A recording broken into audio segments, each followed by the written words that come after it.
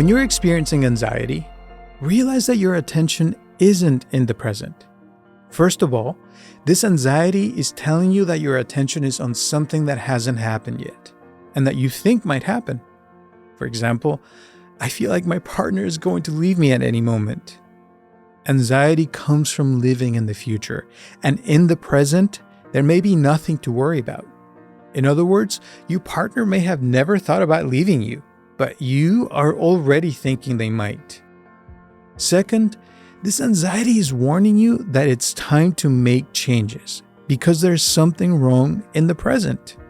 Perhaps there isn't enough communication with you and your partner, or you have insecurities that are coming up from your past. It's time to open your eyes and realize that if you don't change something, you'll continue to suffer in your relationship.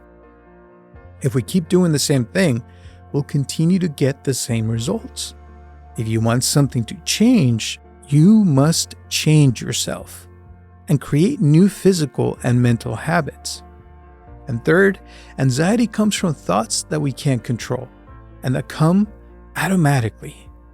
These thoughts, which we can't control, affect us in many ways, but primarily we need to realize that they are messages that our mind is out of control.